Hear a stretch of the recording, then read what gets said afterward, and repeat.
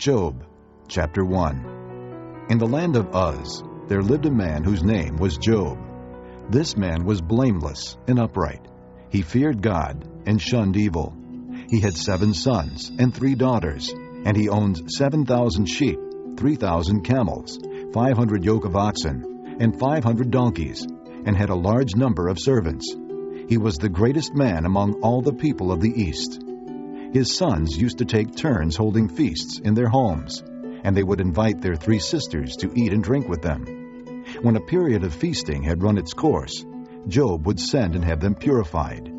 Early in the morning he would sacrifice a burnt offering for each of them, thinking, "Perhaps my children have sinned and cursed God in their hearts." This was Job's regular custom.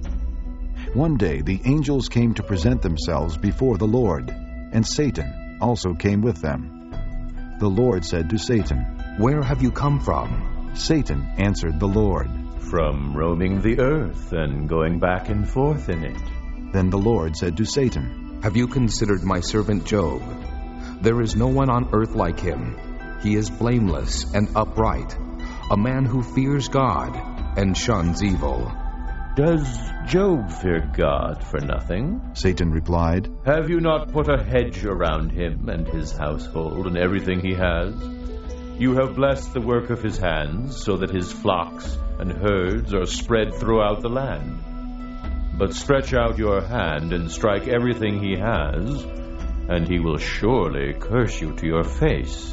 The Lord said to Satan, "Very well, then, everything he has is in your hands, but on the man himself do not lay a finger." Then Satan went out from the presence of the Lord. One day when Job's sons and daughters were feasting and drinking wine at the oldest brother's house, a messenger came to Job and said, "The oxen were plowing and the donkeys were grazing nearby, and the Sabaeans attacked and carried them off. They put the servants to the sword, and I am the only one who has escaped to tell you." While he was still speaking, another messenger came and said, "The fire of God fell from the sky and burned up the sheep and the servants, and I am the only one who has escaped to tell you."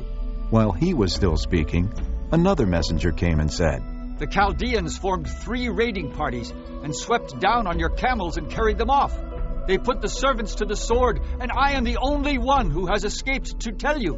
While he was still speaking, yet another messenger came and said, "Your sons and daughters were feasting and drinking wine at the oldest brother's house, when suddenly a mighty wind swept in from the desert and struck the 4 corners of the house. It collapsed on them, and they are dead, and I am the only one who has escaped to tell you."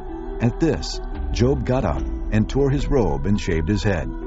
Then he fell to the ground in worship and said, "Naked I came from my mother's womb, and naked I will depart.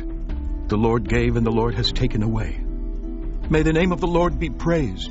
In all this, Job did not sin by charging God with wrongdoing.